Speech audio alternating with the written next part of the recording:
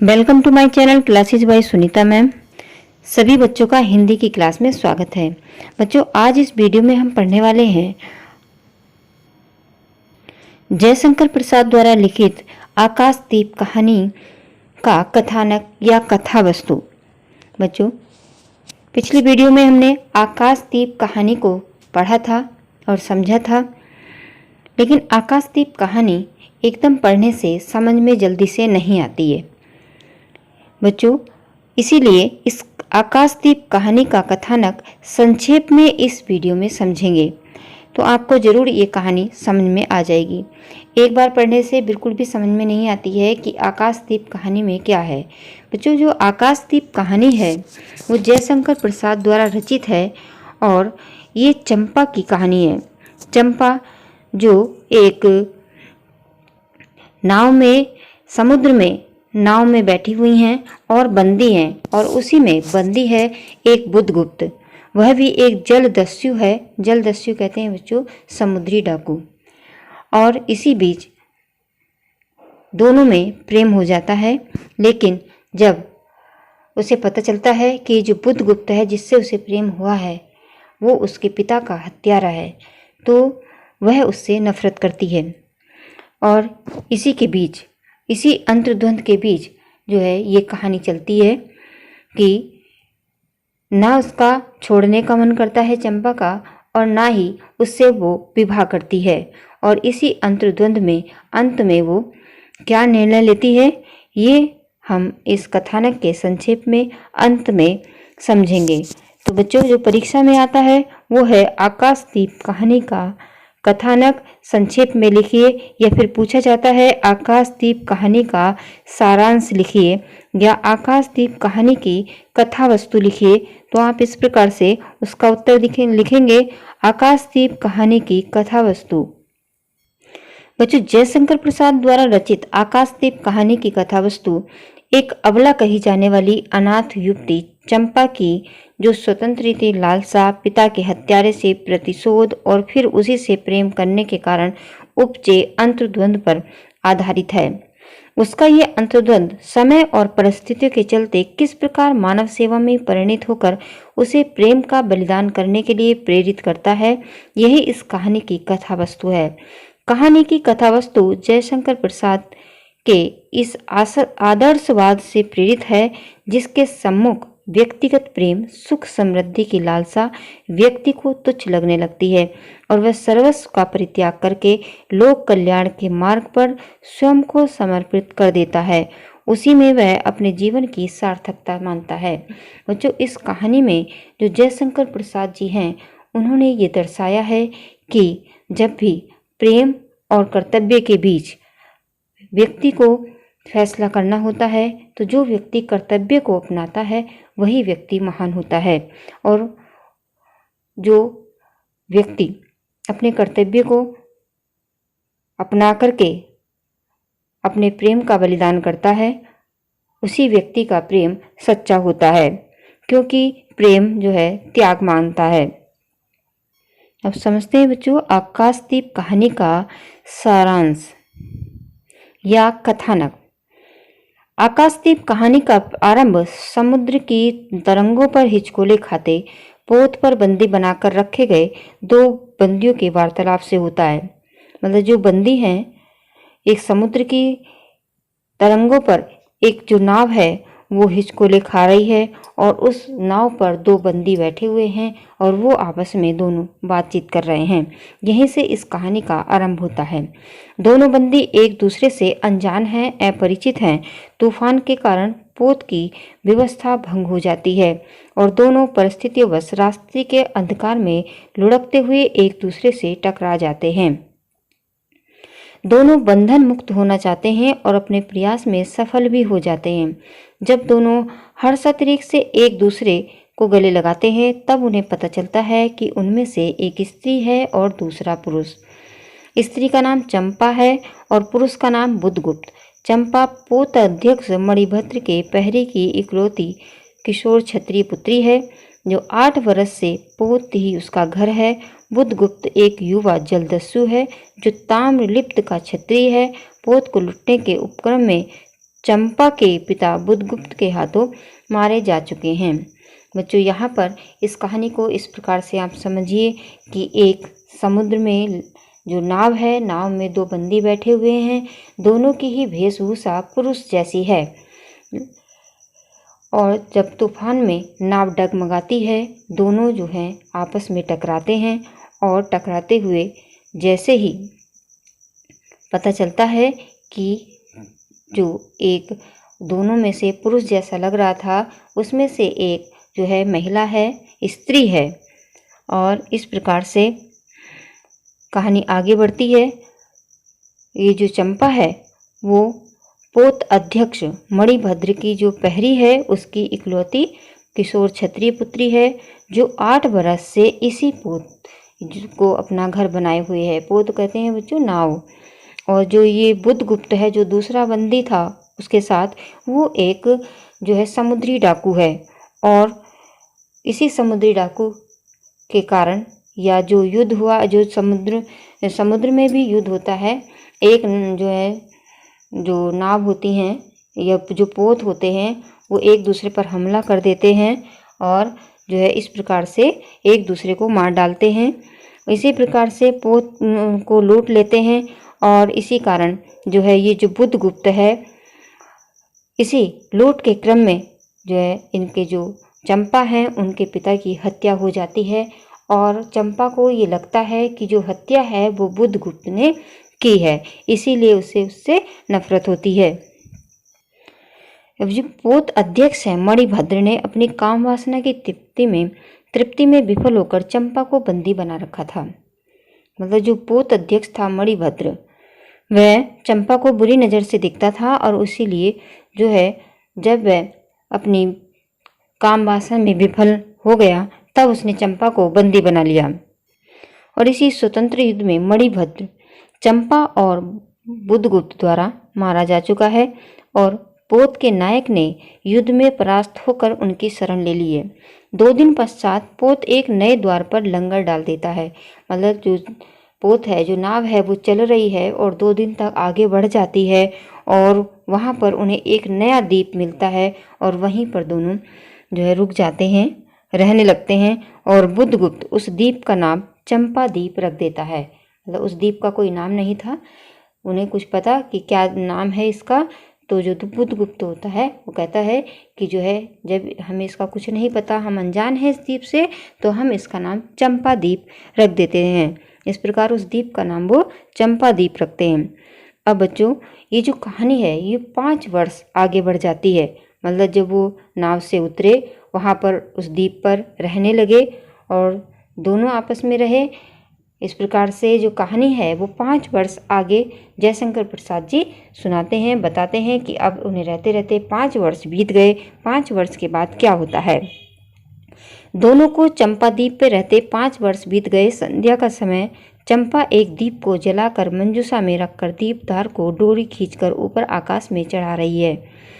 दीप पर बुधगुप्त और चंपा का राज चलता है। मतलब यहाँ पर जयशंकर प्रसाद जी ने बताया है कि अब जो है दोनों वहाँ पर रह रहे हैं। चंपा दीप जला रही है और जो बुधगुप्त है और जो चंपा है उसी द्वीप पर इन दोनों का राज चलता है। बुधगुप्त की आज्ञा से सभी द्वीपवासी चंपा को रानी कहते हैं। दस्यु प्रवृत्ति, दस्यु कहते हैं बच्चों डाकू, डाकू की आदत छोड़ चुका बुधगुप्त चंपा के सम्मुख अपना प्रणय प्रस्ताव रखता है। प्रणय प्रस्ताव कहते हैं कि अपना विवाह का प्रस्ताव रखता है या प्रेम का प्रस्ताव रखता है, किंतु चंपा उसे अस्वीकार कर देती है क्योंकि चंपा अपने पिता के हत्यारे जलदस्यु बुधगुप्त को क्षमा नहीं कर पाई है। क्योंकि चंपा अब भी बुधगुप्त से नफरत करती है क्योंकि उसे ये मानती है कि जो मेरे पिता की हत्या हुई है वो इन जो ये बुधगुप्त हैं इन्हीं ने की है। बुधगुप्त पुनः पुनः उससे प्रेम निवेदन करता है और जो बुधगुप्त है 5 साल तक जो है ये चंपा से प्रणय निवेदन करता रहता है, यानी अपने प्रेम का प्रस्ताव चंपा के पास रखता रहता है और उसे विश्वास दिलाता है कि वह उसके लिए अपने प्राण तक दे सकता है। और इसके बाद चंपा उसके सम्मुख अपना हृदय हारकर अपना प्रतिशोध का कृपाण निकालकर समुद्र में फेंक देती है। इस प्रकार बच्चों यहाँ पर कहानी में हमें पता चलता है कि जो चंपा है बुद्धगुप्त से बहुत नफरत करती थी और शायद वो इसीलिए जो है अपने पास एक कृपाण रखती थी कि जैसे ही मौका मिलेगा वो इसको बुद्धगुप्त को मार देगी।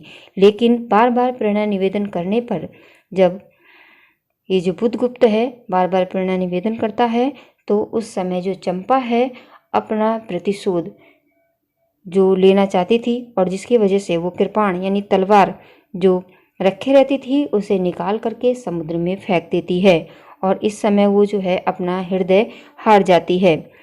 इस पर बुद्धगुप्त उससे कहता है, तो आज से मैं विश्वास करूं, क्षमा कर दिया गया।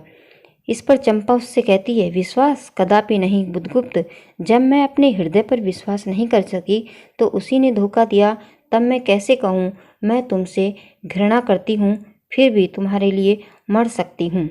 यहाँ पर बच्चों कहानी में यहाँ पर जो समझ में आ रहा है वो ये है कि जो चंपा है वो प्रेम करने लगी थी बुद्धगुप्त को, लेकिन वो ये मानती भी थी कि जो ये बुद्धगुप्त है इसी ने उनके पिता की हत्या की है, तो वो नफरत भी करती थी। लेकिन वह अपने मन के कारण जो है बहुत ही अंतर्द्वंद में है, क्योंकि मन जो है चंपा का मन बुद्धगुप्त की ओर खींचा चला गया है और चंपा इस अंतर्द्वंद में परेशान हो रही है क्योंकि वो अपने पिता की मृत्यु का बदला भी लेना चाहती है।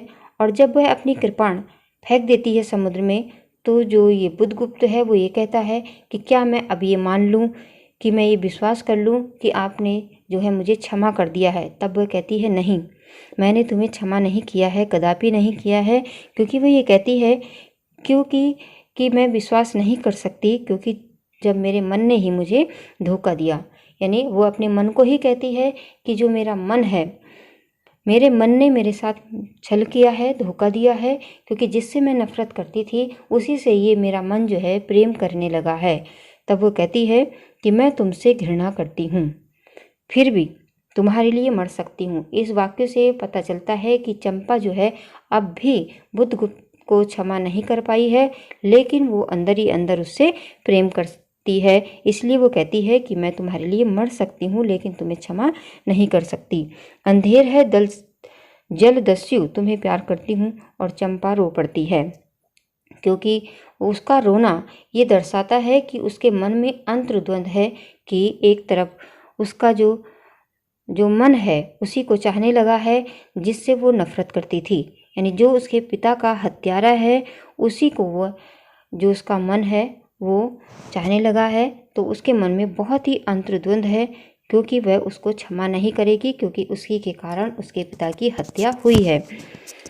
आगे कहानी बढ़ती है कि एक दिन किसी समारोह का आयोजन किया जा रहा था। बांसुरी ढोल बज रहे थे, फूलों से सजी वनमालाएं नाच रही थी। चंपा ने सहचरी जया से पूछा, सहचरी कहते हैं उसके साथ में रहने वाली सहेली, ये क्या है जया? जया ने हंसकर उत्तर दिया, आज रानी का ब्याह है ना।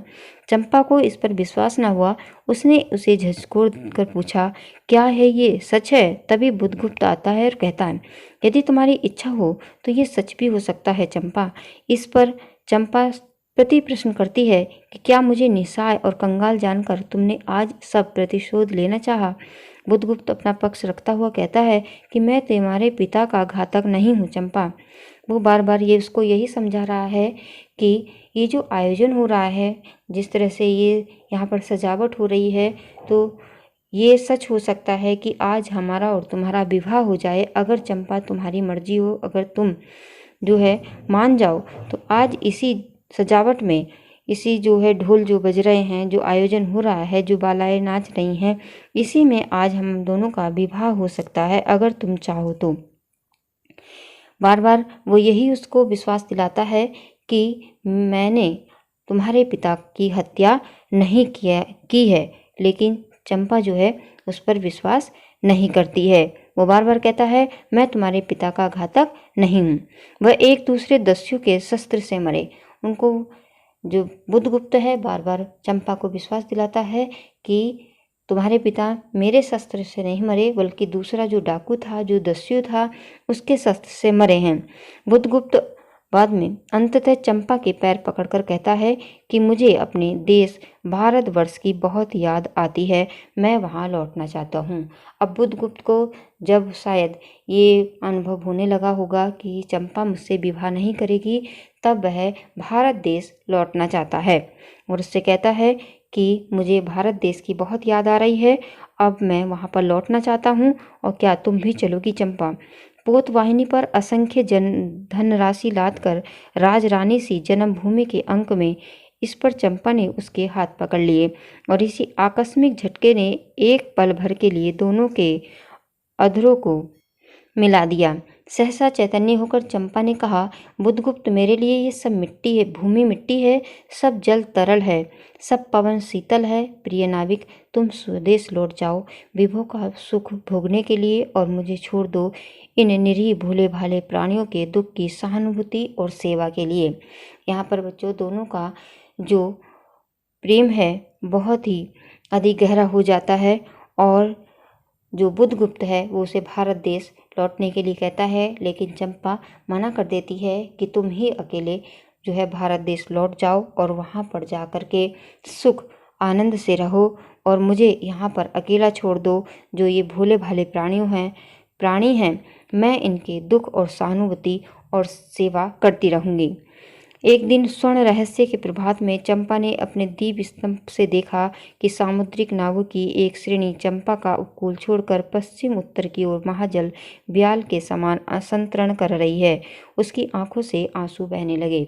यहाँ पर जो है अंतिम है ये कहानी का कि चंपा देखती है कि जो नावें हैं वो उसे छोड़ करके आगे बढ़ रही हैं और ये देख करके चंपा की आंखों में आंसू बहने लगे।